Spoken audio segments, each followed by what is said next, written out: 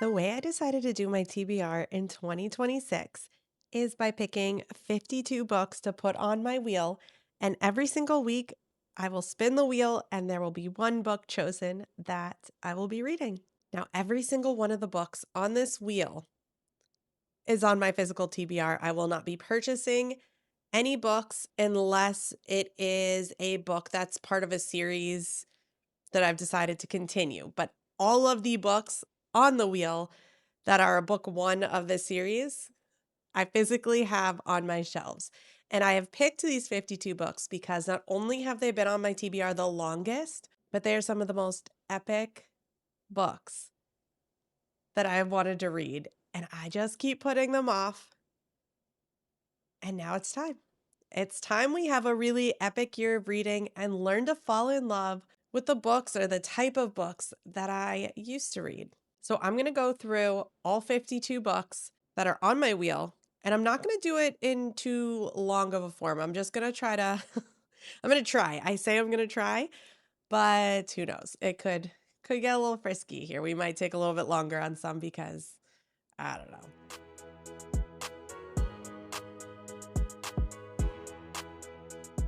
The first book on our list is The Wolf Den by Elodie Harper. This is a trilogy. So if I like book one, I do have all three, and I'll be ripping through these babies. And I think that's exactly what's going to happen. This is like an ancient historical romance type of book. The FMC is a slave and prostitute in Pompeii's notorious Wolf Den brothel, who's owned by a cruel and ruthless man. Pompeii has always intrigued me in general, and the fact that this is set there just really kind of made me want to pick it up. And then on top of it, you have this sisterhood of these prostitutes that is supposed to give you this really heartwarming found family. And I'm curious to see where this goes. I believe the people that I've read it, not only have they rated it highly, but it has been a very emotional read. So this is one I'm very excited to get into. The Shadow of the Gods by John Gwen. John Gwen is one of my favorite authors. I read the Malice, is that a quartet? Last year. And when I say I literally inhaled them, I think I read one of those books that was like 800 pages within 24 hours. That's how much I loved it. And I just know anything I read by him is not going to just be amazing. It's not going to just be epic. It's going to tear my heart out and stomp on it and then try to put it back together and hope all the pieces fit. Now, I have heard that this one has some of the best dragon riding battles that have ever been written. And I'm so curious. I'm so curious. His battle scenes in general are like top tier. Absolutely love his battle scenes from the Malice Quartet. I don't think I've ever read an author that makes me feel the way he does. The Prison Healer by Lynette Noni. I don't know too much about it. I think it has some type of trials, but I've heard amazing things, and I believe it is YA. And you know, sometimes a YA fantasy can hit even harder than an adult one. So I actually have really high hopes for this. Between Two Fires by Christopher Buehlman. If you saw one of my last shorts or TikToks, this was our current read for this week that got chosen off the wheel, and I couldn't be more excited. It says it's an epic tale of medieval horror. I know we're dealing with the plague. We're dealing with, I don't know if you would call them demons, fallen angels, maybe? Angels, fallen angels, the world being affected by these beings. And these simple humans who have the chance to save them all. The Three Body Problem by Sixin Liu. And it says it's translated by Ken Liu, who, oh gosh, I can't remember the series. He wrote like that really epic fantasy. It's 4 books as well. It says this is a winner of the Hugo Award, and George R. Martin says it's a breakthrough book, a unique blend of scientific and philosophical speculation, politics and history, conspiracy theory, and cosmology. It says there's an inspiration for a Netflix series on it. I have no idea what that is, but maybe I'll watch it after I read this. Night Shift by Stephen King is a collection of short stories. It says Graveyard Shift is in there, Night Surf, which is the basis for The Stand, The Lawnmower Man, Children of the Corn. I didn't realize that was from him. Is that? I feel like I've heard of that. Gray Matter, Quitters Inc. And it's one of those like old school cute paperbacks, you know, the little compact ones. I actually don't like this size paperback, but it does bring back memories. I am excited to get more into Stephen King, and one of you all said this might be a better place to start than The Stand was, so I'm really excited to see how I feel about that. One Last Rainy Day by Kate Stewart. This is part of the Ravenhood series, like a continuation. This is just about Dominic. So if you read the books, you know what I'm talking about. And I've been putting this off because Dominic is one of my favorite characters from the Ravenhood trilogy, and I just wasn't ready to read it. But I've had this on my shelf for so long, and I think it's time. The Raven Scholar is quite a chunker. Look how big this book is. This is by Antonia Hodgson. I believe this is an epic fantasy with like political intrigue, if I'm correct. And I've just heard amazing things about it. Oh, I guess this is supposed to be a trilogy. I did not know that. It says Eternal Path Trilogy, Book 1. So we are still waiting on 2 more books. Once There Are Wolves by Charlotte McConaughey. I read my first Charlotte McConaughey book. I think it was called Wild Dark Shore last year. And I never thought I would like that type of book, but her writing was phenomenal. It's one of those books that keeps you thinking way, way after you've read it. I still think about what happened in that book and some of the themes of it, which included climate change for that specific one. And I don't really know too much about this one. However, I know I love this author's writing and I want to read more of it. It's pretty short and simple. My Brilliant Friend by Elena Ferranti. I got it from Kristen and Maddie, and I absolutely love their videos, and I just think this sounds like a good time. I think there's 4 books in this series, and I'm excited to see what it's about. Listen, at the end of the day, I am just a girl, okay? Not always well spoken. I can't always get my thoughts put into words or in writing, but we have a good time over here, okay? This is Reaper's Bend by Jonah Everts. And if you watch any type of bookish content and you like epic fantasies, you know this name. And if you don't, go watch him. He has now published his own book, and we are going to read it this year. I'm really excited because he is single-handedly responsible for most of my TBR. I love his videos so, so much, and I cannot wait to read his book. Last year, 2025, we started off the year with the First Law trilogy by Joe Abercrombie, and it was the best start to my year. And while I do need to read the standalone so I can get to the Age of Madness trilogy, this one is on our wheel. This is The Devils by Joe Abercrombie, and it was his latest release last year. I've heard amazing things about it. This is the Fairy Loot edition, and I cannot wait to get into more of his writing. His writing is very eerie and like, I don't know the word I want to use, gritty maybe. I know this is like, I don't know. I don't know. He's another author that just makes you feel things that you don't want to feel. Like he has the ability to creep me out with his writing, but I love it. Kings of the Wild by Nicholas Ames, I think. This is the broken binding edition of his book. It's absolutely gorgeous. I believe the best way to describe this, and I could completely be wrong, but what sold me on getting this book was that there's this group of older adventurers, they have to get together for one last hurrah, one last epic adventure. And this is a duology I plan on reading. As individuals, they were each of them fallible, discordant as notes without harmony, but as a band, they were something more, something perfect in its own intangible way. And there's just something about getting the gang back together for one last hurrah that really intrigues me and gets me excited. Ship of Magic by Robin Hobb.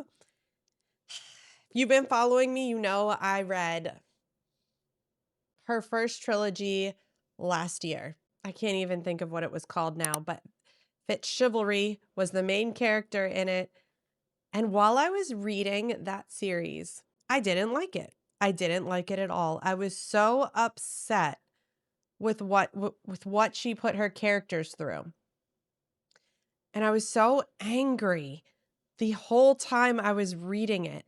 And it didn't occur to me until I finished the series how much I actually loved it and that I was angry because I was so invested in that story. And her writing is very, very different. It's not for everybody, but what Robin Hobb does is just very special. She can not just make you fall in love with a character, but she'll suck you into that story as if you are there and you're feeling for these people as if you're going through what they're going through. She has a very special, special way of writing. The Will of the Many by James Islington. This is book 1 in the hierarchy. I don't even feel like I need to say anything. I feel like everyone has heard of this book. Book 2 is out already, and I want to read both of them. The Rage of Dragons by Evan Winters. I've literally had this book forever. I don't even know where I got it. I found it on my bookshelf, so it needs to be read. A world caught in an eternal war, one young man will become his people's only hope for survival. It says it's like Game of Thrones meets Gladiator. I'm sold. Sounds like a good time. Pet Cemetery by Stephen King, my second Stephen King on this list. I have heard that this is his creepiest book, and I want to be scared, or at least freaked out a little bit. So, it's my hope for this one. I just want to like Stephen King so badly. I think that's what it comes down to. I want to like him, and I don't love how I felt about The Stand, so I'm determined to find one of his books that I resonate with. I will. I will find one of his books. He has like a billion out there. One of them's got to work for me. A Fellowship of Librarians and Dragons by Jay Penner. I read the first book in this interconnected standalone series last year. Absolutely loved it. This is a cozy fantasy. This book, well, as if this book feels like the first book was like a warm hug on like a chilly fall evening. That's the vibes I got from book 1. And I can't wait to continue it. I liked it. I like the found family. I like that in the back of these books, they have a recipe from whatever's going on in this book. This one has the Tricky Goats flaky buttermilk biscuits. So you know what? Whenever we do get this, we are going to be making these biscuits while we read it. A River Enchanted by Rebecca Ross. Rebecca Ross. I want to say she wrote that other duology, like with the typewriters. And I loved her writing. So I didn't love that book series. I liked book 1, not book 2. But I loved her writing style. And I hear that a lot of people have loved this series. So we're going to give it a go. Shadow Princess is book 4 in the Zodiac Academy. I don't even know what you call it. There's so many books in this series. I read the first 3 books last year and I felt heartbroken, and I think this one's gonna make me feel even more heartbroken. So I put it off and put it off. And it's time we just continue this series. This is about 2 sisters, 2 twin sisters, who all of a sudden were brought into this world on, I want to say it was their birthday. Oh my God, it's been a hot minute. And they realize that they aren't human and they are actually part of this very magical world. And not only are they part of it, they are some of the most powerful. and it is just a hot mess. This world is a hot mess, but like you can't put it down. It's like a juicy, juicy TV show, but it also like really grabs your heart and just crushes it. Swordcatcher by Cassandra Clare. I read some of Cassandra Clare's earlier work. I want to say it was was it the Shadow Hunters that she wrote? And I didn't even realize that she had this book out. So when I saw it in the bookstore, I had to have it. I do want to go back and read the rest of that entire series because I only read a couple of those books, but I've always loved the couple that I read. I like her writing style, and I'm very curious to see what this one's about. Two outcasts find themselves caught in a web of dangerous magic and dark secrets that could change the world forever in the start of a riveting epic fantasy. Oh, it is. It does say it's from the author of the Shadowhunter Chronicles. Tribute of Fire by Sarah Wilson. There's only one rule, survive. There's only one way to win, run. I want to say this has some type of competition or trial. All I see is it says the tribute game is on. I don't want to read too much of the back of the book because I just like to go in blind. The Bone Shard Daughter by Andrea Stewart. And SJM says it is one of the best fantasy novels she's read in a long time. I'm taking a lot of time and I said I wouldn't. So I'll go through these just a little bit quicker. Beach Read by Emily Henry. I read my first Emily Henry book last year and I loved her writing style as well. So I actually have Beach Read and Book Lovers in there, both of which I think get pretty high ratings overall. Kennedy Ryan, This Could Be Us. I think this is a trilogy, maybe. I've never read any Kennedy Ryan, but again, I've heard amazing things.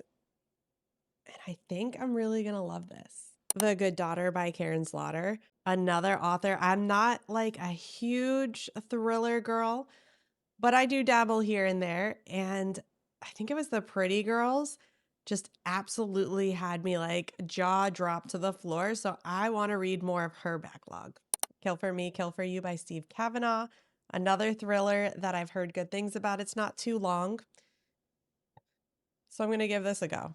Wandering Wild by Lynette Noni, another Lynette Noni book. And while I still have not read that author, I believe this is her first venture into like the romance genre. I think this is YA as well. Or maybe, I think it's YA. She hates him, he needs her. Can they survive when all they have is each other? I think there's also like a little bit of a survival aspect to it. It says when their trip goes horribly wrong, Charlie and Xander are left stranded in the wilderness. No Rykon, no film crew, no rescue. The only way they'll survive is if they trust each other. Love a good survival. Even though I know that's not just what it is. The Things We Break by Melissa Knotts. This is a book I picked up last year because I loved the cover and I'm a sucker for some good art. But I'd also like to see what this book is about and whether I like this author's writing style. I like finding new authors, not just the ones that everyone's talking about. The Unhoneymooners by Christina Lauren. I've heard this is a good time. I think it's going to be funny. I think I'm going to chuckle, and I can't wait to read it. Say You'll Remember Me by Abby Jimenez. I love a good Abby Jimenez book. This came out last year, still haven't read it. I need to make time. The Healing Season of Pottery by Yeon Somin. And I want to say this was Korean, that it was originally a Korean book that was translated.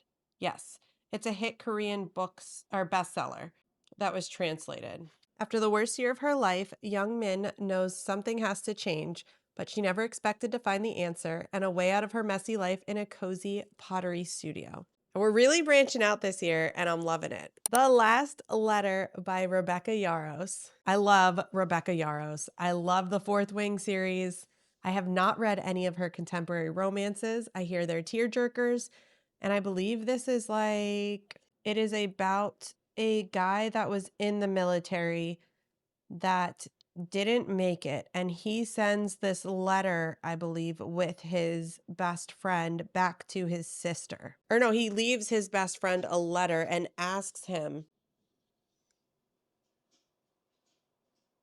and asks him to go home and help his sister. Oh my God, it's gonna make me cry already. Sometimes I don't know why I read books like that because I know it's gonna like tear my heart out. I know it's gonna make me cry more than normal. Gets me in all my feels. Another author I would like to try for the first time this year is R.F. Kuang, and figured I would start off with Babel. I know she's like most popular for the Poppy War, and I really, really do want to read that. However, I have so many series that we're starting in this 52 book challenge that I want to make sure I added some standalones too. The Night and the Moth by Rachel Gillig. I read One Dark Window and Two Twisted Crowns last year, and absolutely obsessed with Rachel Gillig's writing. I love that duology. This is book one in another duology that she wrote. I think book two is out this year. I can't wait to read this. I like sometimes to wait a little bit closer to when the next book releases before I start a series. And I already know. I already know I'm going to love this. The Nightingale by Kristen Hanna. The Nightingale by Kristen Hanna. This is a historical fiction set in World War II, and I believe it follows the women. Oh, it says it's soon to be a major motion picture. I wonder if it came out already or if it's still in the works. City of Gods and Monsters by Kayla Edwards. I put this on at least like 4 different TBRs last year. So it is time. Either we're going to read it or it's got to go. And I know I'm going to like it. That's the thing. I know I'm going to like it. This is book one, I think, of 4. And I think they're all out now. So what's stopping me? I need to just do it. I think this is more of like an urban fantasy. How to Become the Dark Lord or Die Trying by Django Wexler. I found this book because of my obsession with Dungeon Crawler Carl last year. And Amazon was literally like, yo, if you like Dungeon Crawler Carl, why don't you try this? It has the same type of humor. So that's where I got this. And we are going to see if it holds up to that recommendation. Sounds cute, has a cute premise. Dead Romantics by Ashley Poston, another author I found last year that I loved, and I just want to read their backlog of. Bookshops and Bone Dust by Travis Baldry, another cozy fantasy. Loved the first book in the interconnected standalones. What was that book called? Oh, Legends and Lattes. Comes after Legends and Lattes. I loved that book. That was a good time. This is going to be one as well. Lotus by Jennifer Hartman. She usually does a more of like darker writing style. Usually has to deal with some type of trauma that the characters are trying to work their way through. But like there's also some romance sprinkled in, but usually there's a lot of healing. So My Grandmother Asked Me to Tell You She's Sorry by Frederick Bachman. Frederick Bachman made such a lasting impression on me last year. I think I read like 4 of his books, and then I went out and bought every single one that I could, except for My Friends. I still haven't purchased that one, and I want it in paperback. So that's the only thing I'm waiting for. Elsa is 7 years old and different. Her grandmother is 77 years old and crazy, as in standing on the balcony firing paintball guns at strangers crazy. She's also Elsa's best and only friend. At night, Elsa takes refuge in her grandmother's stories in the land of Almost Awake and the kingdom of Miamas. Miamas? Where everyone is different and nobody needs to be normal. When Elsa's grandmother dies and leaves behind a series of letters apologizing to people she's wronged, Elsa's greatest adventure begins. Her grandmother's instructions lead her to an apartment building full of misfits, monsters, attack dogs, and old crones, but also to the truth about fairy tales and kingdoms and a grandmother like no other. His characters are just so amazing. I love Frederick Bachman. I love the way he's able to tell their stories, and I love the way that I'm able to just be transported into his books. Of Blood and Aether by Harper Hawthorne. And this is book 1. I don't know how many there's going to be. I think this is a romantasy. And guys, I have been struggling with romantasies lately. Like, it's been a big struggle. But I heard that this one was worth my time and that it was going to be different than most romanticises. So let's see. Reign of Shadows and Endings by Melissa Rorich. I read her first series, absolutely fell in love with it, just literally inhaled it. And I never picked this one up. And I believe this is in the same world as the first series or has something to do with it. So I already know I'm going to love it, but I can't wait to see where this goes. The Favorites by Lane Fargo. I believe it's like a very toxic relationship between an ice skater or maybe two ice skaters that used to be together, but now they're not. Dark Matter by Blake Crouch, another one that's just been on so many of my TBRs last year. And I don't know why I didn't read it. It's not that long of a book. It's one that people rave about and that I know I'm going to love. So we're going to read it this year. And if I like this, I think there's quite a couple other Blake Crouch books that I've been wanting to try out. I just haven't purchased them yet because I don't know. The Sky on Fire by Jen Lyons. I know there's dragons in it. I want to say this is a heist. Soar into this daring, standalone fantasy heist adventure full of conniving dragons, lightning banter, and high stakes intrigue from the acclaimed author of the A Chorus of Dragons series. That one intrigues me a lot because it's a standalone, and you don't find many standalone fantasies that are worth your time, at least that I found. So I'm excited to see if this one is because sometimes it's just nice to not have to read a series. And then I think I'm missing two. I already read The Bone Raiders by Jackson Ford. And let me tell you, that was book one of our 52 book challenge. And that was such a good time. It took me a while to get into it. Maybe like 50% of the book. But that second 50% of the book, we were cooking, we were going. I didn't want to put it down. It was so freaking good. And I thought it was a standalone, but it turns out book two comes out this year. And I don't know. I can't wait to see where we go with it. It is a book that has all female main characters. There are fire-breathing lizards. There's such good found family. The characters are all like crazy, like batshit in their own ways, but in such a fun, unique way, but like they mesh so well together. I don't know. I love them all.